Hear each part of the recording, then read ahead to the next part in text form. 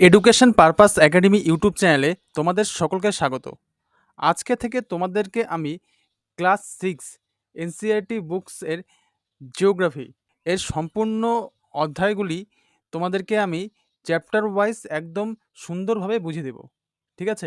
একদম theory details এখানে পড়ানো থাকবে, যাতে তোমরা পরীক্ষার সময় ভালো করে অ্যান্সার করতে পারো। তোমরা যদি এখানে চ্যাপ্টার ওয়াইজ থিওরিটি না পড়ো, শুধুমাত্র ওয়ান লাইন কোশ্চেন পড়ে যাও, তাহলে সিটেটের কোশ্চেন পেপার পেয়ে দেখবে যে একটা অ্যান্সার করতে পারছো, আর একটা পারছো না। কেননা একটা প্রশ্নের মধ্যেই 4টা করে কোশ্চেন থাকে। তাই তোমাদেরকে অবশ্যই প্রথমে থিওরি পড়তে হবে। থিওরি পড়ানোর পরে এই প্রতিটা চ্যাপ্টার যখন শেষ হয়ে যাবে, শেষ হওয়ার পরে আমি একদম সম্পূর্ণ বাংলাতে কতগুলি নোটসের আকারে ক্লাস করিয়ে দিব। সেখানেও তোমরা আরও ভালোভাবেও নোটসগুলো লিখে নিতে পারবে। ঠিক আছে? আগে প্রথমে তোমাদের চ্যাপ্টার্সগুলো কমপ্লিট করে দিই, তারপরে এক এক করে নোটস করাবো প্রতিটা চ্যাপ্টার অনুযায়ী। ঠিক আছে? প্রতিটা চ্যাপ্টারে সেখানে নোটস থাকবে। আচ্ছা, ক্লাস 6 এর এনসিইআরটি বুকসের প্রথম চ্যাপ্টারটা কি? সৌরমণ্ডল মে পৃথিবী। এখানে দেখো যেগুলি হাইলাইট করা আছে, সেই হাইলাইট করা চাইলে তোমরা খাতায় নোট করে নিতে পারো, বা ভিডিওটি যদি তোমরা বারবার শোনো তাহলে তোমাদের মনে থাকবে। पूर्ण चंद्र को लगभग 1 महीने में एक बार देख सकते हैं। ये पूर्ण चंद्रमा वाली रात पूर्णिमा होती है। पूर्ण चंद्रमा বা পূর্ণিমা 1 মাস পরে একবার দেখা যায়। ये पूर्ण चंद्रमा वाली रात को পূর্ণিমা হতি হে। এই পূর্ণ চন্দ্রমা যেদিন থাকে সেদিনটাকে কি বলা হয়? পূর্ণিমা। ঠিক আছে? তার 15 দিন বাদে কি থাকে? অমাবস্যা। 15 दिन के बाद आप इसे नहीं देख सकते, মানে 15 দিন পরে তোমরা পূর্ণিমাকে আর দেখতে পাবে না। ये नए चंद्रमा की रात्रि को অমাবস্যা होती है। ঠিক আছে? এই নতুন চন্দ্রমা যে হয়, সেই চন্দ্রমার রাত্রিকে বলা হয় অমাবস্যা। हम दिन के समय चंद्रमा एवं इन सभी छोटी चमकीली वस्तुओं को क्यों नहीं देख पाते हैं? মানে আমরা দিনের বেলা এই যে চকমক করে, রাত্রিবেলা যে দেখতে পাই যে চকমক করছে, কিন্তু দিনের বেলা এই দিনের বেলা এই চকমক করছে এই বস্তুগুলোকে কেন দেখতে পাই না? ऐसा इसलिए, এর কারণ क्योंकि सूर्य के अत्यधिक तेज प्रकाश के कारण रात के समय चमकने वाली वस्तुओं को हम दिन में नहीं देख पाते हैं। কারণ সূর্যের এতটাই প্রখর রশ্মি, সেই রশ্মির দ্বারা আমরা সেই তারাকে যে রাত্রিবেলা চকচক করছে বা চকমক করছে, সেগুলিকে আমরা দিনের বেলা দেখতে পারি না। এতই প্রখর রোদ সূর্যের। सूर्य, चंद्रमा तथा वो सभी वस्तुएं जो रात के समय आसमान में चमकती है, उसे खगोलीय पिंड कहलाती है। এটা একদম ভালো করে নোট করে নিবে বা মাথায় ভালো করে ঢুকিয়ে নিবে যে সূর্য, চন্দ্র এরকম সবগুলি বস্তুই যেটা ছিল রাত্রিবেলা চকমক করে, বা সেগুলি হচ্ছে কি বলা হয়? খগোলীয় পিণ্ড বলা হয়। ঠিক আছে? कुछ खगोलीय पिंड बड़े आकार वाले तथा गर्म होते हैं। কিছু খগোলীয় পিণ্ড কিছু বড় হয় বা তথা কি হয়? গরমও হয়। ये ऐसा ये गैसों से बने होते हैं। इनके पास अपनी ऊष्मा तथा प्रकाश होती है, जिसे वो बहुत बड़ी मात्रा से उत्सर्जित कर सकते हैं। इन खगोलीय पिंडों को तारा कहते हैं। সূর্য भी एक তারা है। তার মানে আমরা এখানে দেখতে পাচ্ছি যে সূর্য একটা তারা। ঠিক আছে? কিছু খগোলীয় পিণ্ড আকার বড় হয় এবং গরমও হয়। আর এই খগোলীয় পিণ্ডগুলো গ্যাসের দ্বারা তৈরি। এদের কাছে নিজের তাপ আছে। এই খগোলীয় পিণ্ডগুলোকেই কি বলা হয়? তারা। ঠিক আছে? সূর্য একটা তারা। हमसे बहुत अधिक दूर होने के कारण हम लोग उनकी ऊष्मा या प्रकाश को महसूस नहीं करते हैं, তথা वो অত্যন্ত ছোটে দিখাই পড়তে হে। সূর্য এত দূরেটাই অবস্থিত যে সূর্যকে আমরা দূর থেকে কি ছোট দেখতে পারি, কিন্তু এর এত দূরে থাকার পরেও এর যে তাপ, সেই তাপ আমরা সহ্য করতে পারি না। গরমের দিনে দেখবে এতটাই তাপ। ঠিক আছে? रात्रि में आसमान की और देखते समय आप तारों के विभिन्न समूहों द्वारा बनाई गई विविध आकृतियों को देख सकते हैं। রাত্রিবেলা কি আকাশের দিকে তাকালে আমরা কি দেখতে পারি? অনেকগুলি তারার সমূহ দেখতে পারি। ঠিক আছে? সেগুলির দ্বারা বিভিন্ন একটা আকৃতি তৈরি হয়। ইয়ে নক্ষত্রমন্ডল कहलाता है। এগুলো কি বলে? নক্ষত্রমন্ডল। উৎসা মেজর या बिग बियर इसी प्रकार का एक नक्षत्रमंडल है। উৎসা মেজর আর বিগ বিয়ার কি এরকম একটা নক্ষত্র মণ্ডল। नक्षत्रमंडल या सप्तऋषि ये 7 तारों का समूह है, जो कि नक्षत्रमंडल उर्सा मेजर का भाग है। नक्षत्रमंडल की उर्सा मेजर भाग एक। ठीक है? प्राचीन समय में लोग रात्रि में दिशा का निर्धारण तारों की सहायता से करते थे। उत्तरी तारा उत्तर दिशा को बताता है, इसे ध्रुव तारा भी कहलाता है, हमेशा एक ही स्थान पर रहता है। তাহলে ধ্রুব তারা কোন দিকে থাকে আমরা দেখতে পারি যে শুধুমাত্র উত্তর দিকেই থাকে। প্রাচীন সময়ে এই তারাগুলিকে দেখেই আমরা দিক নির্দেশ করতে পারতাম যে কোন দিকটা উত্তর দিক, কোনটা দক্ষিণ দিক। আর ধ্রুব তারা সবসময় এক জায়গাতেই থাকে। আর ধ্রুব তারা সবসময় উত্তর দিককেই নির্দেশ করে। এখানে দেখো বৃহস্পতি, শনি তথা ইউরেনাসকে চারো আর ছল্লে হে, ছল্লে মানে চারদিকে কি আছে একটা বলয় এরকম, ঠিক আছে। পাশে আমরা ছবি দেখতে পারবো, এই দেখো शनि असंख्य छोटे छोटे पिंडों से बने पटिया है।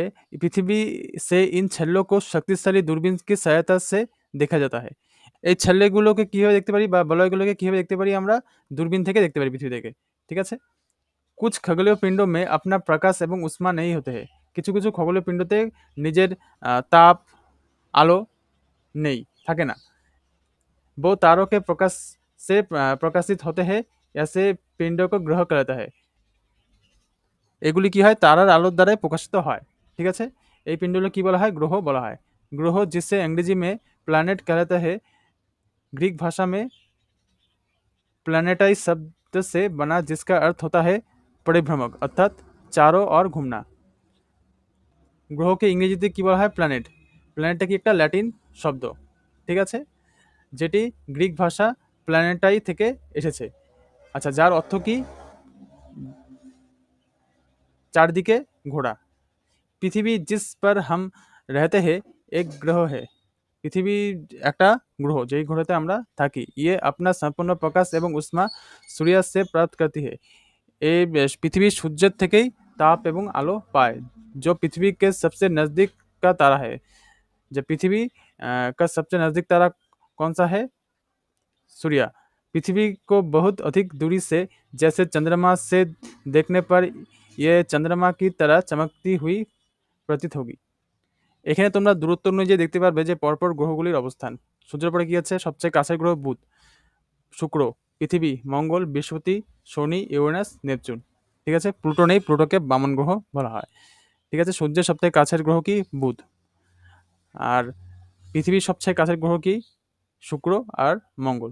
चंद्रमा एक उपग्रह है, पृथ्वी का सहचर है तथा इसके चारों ओर चक्कर लगाता है।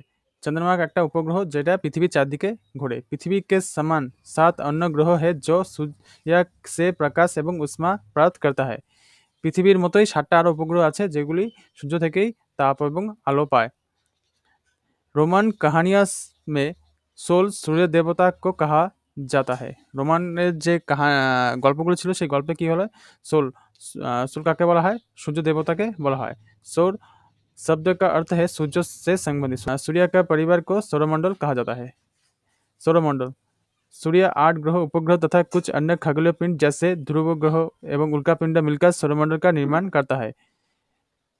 সৌরমণ্ডল কীভাবে তৈরি হয়, সূর্য, তাছাড়া এই 8টি গ্রহ আছে, তাছাড়া উপগ্রহ, খগোলীয় পিণ্ড, কিছু ক্ষুদ্র গ্রহ, উল্কাপিণ্ড সব মিলিয়ে একটা সৌরমণ্ডল তৈরি হয়।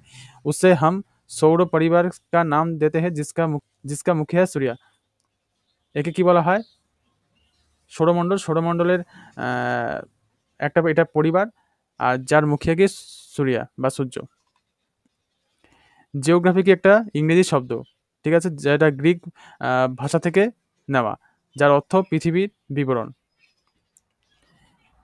আচ্ছা, এই জিওগ্রাফি শব্দটি দুটি গ্রিক শব্দ নিয়ে তৈরি হয়েছে। একটা জিও যার অর্থ হচ্ছিল পৃথিবী এবং গ্রাফিয়া যার অর্থ হচ্ছিল লেখা বা লিখনা। জিওলজি শব্দ মানে কি জিওলজির অর্থ কি পৃথিবী কা অধ্যয়ন। পৃথিবী নিয়ে যে অধ্যয়ন করা সেটা হচ্ছিল জিওলজি। জিওমেট্রির অর্থ কি পৃথিবী কা মাপন। আর জিওইডস কথা অর্থ কি পৃথিবীকে আকারকে অনুরূপ। পৃথিবীকে আকারকে অনুরূপ। গ্রহ सूर्य से दूरी के अनुसार বুধ, শুক্র, পৃথিবী, মঙ্গল, বৃহস্পতি, শনি, ইউরেনাস তথা নেপচুন এরকম পরপর আছে। মানে বুধ সব থেকে কাছে, পরপর দূরত্ব অনুযায়ী এখানে গ্রহগুলোর নাম দেওয়া আছে, ঠিক আছে। যদি মনে না থাকে তাহলে এইভাবে মনে রাখতে পারো যে my very efficient mother just served us nuts. এখানে M, V, Mercury, Venus, Earth, Mars, Jupiter, Saturn, Uranus, Neptune. এখানে প্রথম অক্ষরগুলো দিয়ে তোমরা সেই গ্রহগুলোর নাম মনে রাখতে পারো। खगोलीय पिंड एवं उनकी गति के संबंध में अध्ययन करने वालों को खगोल शास्त्री कहलाता है। যারা খগোলীয় পিণ্ড এই তার গতি, গ্রহদের গতি এসব নিয়ে অধ্যয়ন করে তাদের কি বলা হয়? খগোলশাস্ত্রী বলা হয়। আর্যভট্ট এরকম একটা প্রাচীন ভারতের একজন খগোলশাস্ত্রী। ঠিক আছে? তিনিই বলেছিলেন যে সব গ্রহ তথা চন্দ্রও সূর্যের আলোয় দ্বারা চকমক করে। सौरमंडल के सभी 8 ग्रह एक निश्चित पथ पर सूर्य का चक्कर लगाते हैं। সৌরমণ্ডলের 8টা গ্রহ একটা নির্দিষ্ট পথে সূর্যের চারদিকে ঘোরে। এই রাস্তা কি বলা হয়? দীর্ঘবৃত্তাকার বলা হয়। ঠিক আছে? আর একে কি বলা হয়? কক্ষা। এই দীর্ঘবৃত্তাকার পথটাকে বলা হয় কক্ষা। बुध सूर्य के सबसे नजदीक है। बुध सूर्य সবথেকে কাছের গ্রহ। अपनी कक्षा में सूर्य के चारों ओर एक चक्कर लगाने के लिए केवल 88 डेज लगते हैं। মানে সূর্যের চারিদিকে বুধের একটা চক্কর লাগাতে কতদিন সময় লাগে? 88 दिन। শুক্র को পৃথিবী का जुड़वा ग्रह माना जाता है। যমজ গ্রহ, শুক্রের যমজ গ্রহ কি? পৃথিবী। কারণ দুটার আকৃতি একদম একই বা পৃথিবীর সমানই। প্লুটো भी एक গ্রহ মানা जाता था। মানে আগে প্লুটোকে একটা গ্রহ মানা হতো, কিন্তু এখন কি হয়? আর মানা হয় না। একে কি বলা হয়? বামন গ্রহ বলা হয়। 2006 আগস্ট 2006 পর থেকে এই নির্ণয়টা নেওয়া হয়। জ্যোতির্বিজ্ঞানীদের বিচারে প্লুটোর ভর এবং সূর্য থেকে দূরত্ব, মাধ্যাকর্ষণ শক্তি কোনোটাই গ্রহ হিসাবে গণ্য করার মতো উপযোগী নয়। তাই প্লুটোকে বামন গ্রহ হিসাবে ধরা হয়। আর 2006 সালের পরে প্লুটোকে আর গ্রহ হিসাবে ধরা হয় না। এখানে দেখো, প্রকাশ কি গতি लगभग 3 লাখ কিমি প্রতি সেকেন্ড হয়। মানে আলোর গতিবেগ প্রতি সেকেন্ডে 3 লক্ষ কিমি। আর সূর্য থেকে পৃথিবীতে আলো আসতে সময় কত লাগে? 8 মিনিট।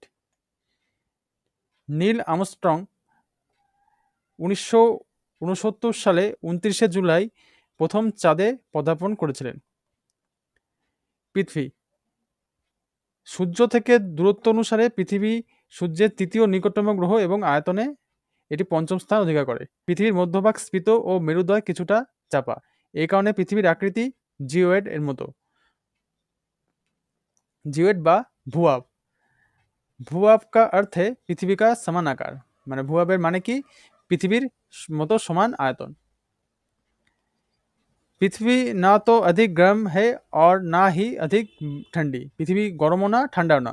পানি এবং বায়ু উপস্থিত है जो हमारे जीवन के लिए आवश्यक है। মানে জল এবং বায়ু উপস্থিত আছে যেটি আমাদের জীবনের জন্য খুব প্রয়োজনীয়। অক্সিজেন मौजूद है। পৃথিবী সৌরমণ্ডল का सबसे অদ্ভুত গ্রহ है। অক্সিজেনও পৃথিবীতে পাওয়া যায়, তাই আমরা মানুষেরা এখানে বিরাজমান হতে পারি। তাই মানুষ পৃথিবীতে অবস্থান করতে পারে। পৃথিবীকে নীল গ্রহ বলা হয়। ঠিক আছে? কারণ এখানে উপর থেকে দেখলে 2/3 सतह পানি সে ঢাকি है। মানে 3 ভাগে 2 ভাগই পৃথিবীর পৃথিবীর 3 ভাগে 2 ভাগ অংশই জল দিয়ে আবৃত। তাই পৃথিবীকে নীল গ্রহ বলা হয়। উপগ্রহ एक खगोलीय पिंड है जो ग्रहों के चारों ओर उसी प्रकार चक्कर लगाता है जिस प्रकार ग्रह सूर्य के चारों ओर चक्कर लगाती है। গ্রহগুলো নির্দিষ্ট কক্ষপথে কি সূর্যের চারিদিকে ঘোরে। আর উপগ্রহগুলো মনে রাখতে হবে যে একইভাবে গ্রহের চারিদিকে ঘোরে। আর মানব নির্মিত উপগ্রহ কি কি? এখানে দেখো, ইনস্যাট, IRS, এডুস্যাট এগুলি হচ্ছিল মানব নির্মিত উপগ্রহ, অর্থাৎ কৃত্রিম উপগ্রহ এগুলি।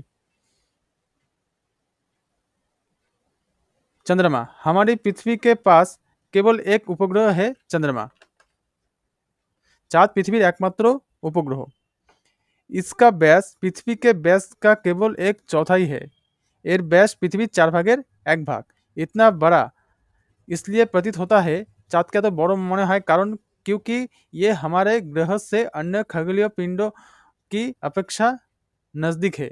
চাঁদকে এত বড় মনে হয় কারণ অন্য মহাজাগতীয় বস্তুর থেকে এই চাঁদ পৃথিবীর সব থেকে কাছে। लगभग 3,84,400 কিলোমিটার দূরে। পৃথিবী থেকে চাঁদ কত দূরে? 3,84,400 কিলোমিটার দূরে। তাই চাঁদকে এত বড় দেখায়। এরপর দেখো, चंद्रमा पृथ्वी का एक चक्कर लगभग 27 दिन में पूरा करता है। लगभग इतने ही समय में ये अपने अक्ष पर एक चक्कर भी पूरा करता है। পৃথিবীর চারপাশে চাঁদের একবার ঘুরে আসতে সময় লাগে কত? 27 দিন। हमें चंद्रमा का केवल एक ही भाग दिखाई पड़ता है। पृथ्वी থেকে চাঁদের একটা भागই দেখা যায়। चंद्रमा की परिस्थितियां जीवन के लिए अनुकूल नहीं है। इसकी सतह पर पर्वत, मैदान एवं गड्ढे है जो चंद्रमा की सतह पर ছায়া বানাती है। চাঁদের পরিস্থিতি জীবনের জন্য অনুকূল নয়। क्षुद्र ग्रह, तारों, ग्रहों एवं उपग्रहों के अतिरिक्त असंख्य छोटे पिंड भी सूर्य के चारों ओर चक्कर लगाती है। इन पिंडों को क्षुद्र ग्रह कहते हैं। ये मंगल एवं बृहस्पति की कक्षाओं के बीच पाए जाते हैं। এই ক্ষুদ্র গ্রহ কোথায় পাওয়া যায়? মঙ্গল এবং বৃহস্পতি গ্রহ দুটির কক্ষপথের মাঝখানে পাওয়া যায়। উল্কাপিণ্ড, উল্কাপিণ্ড কি? যেসব ছোট ছোট পাথরের টুকরো সূর্যের চারদিকে ঘুরে তাদেরকেই উল্কাপিণ্ড বলা হয়। আর আকাশের এক একটি অংশে দেখবে যে অসংখ্য নক্ষত্র একে অপরের গায়ে লেগে আছে। আর একে অনেকটা কি দুধের মতো সাদা একটি পথ বলে মনে হবে। কোটি কোটি নক্ষত্রের গুচ্ছ দ্বারা এটি গঠিত সাদা উজ্জ্বল এই পথকে কি বলা হয়? ছায়াপথ বা আকাশগঙ্গা, মিল্কি ওয়ে। এইখানে লেখা আছে দেখো। ঠিক আছে, এরপর দেখো आकाशगंगा कारों, तारों, बादलों तथा गैसों की एक प्रणाली है। इस प्रकार की लाखों आकाशगंगा मिलकर ब्रह्मांड का निर्माण करती है। লাখ লাখ আকাশগঙ্গা মিলে কি হয়? একটা ব্রহ্মাণ্ড গঠন করে। আচ্ছা, এখানে আমরা দেখছি যে পৃথিবীর পরে কি আছে? উপরের দিকে গেলে আমরা পাবো হচ্ছে সৌরমণ্ডল, তারপরে পাবো আকাশগঙ্গা, তারপরে আছে ব্রহ্মাণ্ড। পরপর স্টেপ আছে এখানে এক এক করে দেওয়া। ঠিক আছে, তো আজকে এখানে চ্যাপ্টারটা আমি শেষ করলাম। এর পরের দিন আমি ক্লাস 6 এর সেকেন্ড চ্যাপ্টার পড়িয়ে দিব, সম্পূর্ণ বাংলাতে পড়িয়ে দিব। এই চ্যাপ্টারগুলো সম্পূর্ণ শেষ করার পরে তোমাদের নোটস আকারে কয়েকটি ভিডিও বানিয়ে দিব, একদম চ্যাপ্টার অনুযায়ী নোটস করা থাকবে। সেখানে তোমরা চাইলে ওখান থেকেও নোটস করে নিতে পারবে। তো ভিডিওটি ভালো লাগলে অবশ্যই ভিডিওটিকে লাইক করবে, শেয়ার করবে, কমেন্ট করবে। আর যদি চ্যানেল নতুন হয়ে থাকে অবশ্যই সাবস্ক্রাইব করে রাখবে। তো আজকে এখানে শেষ করছি। Thank you.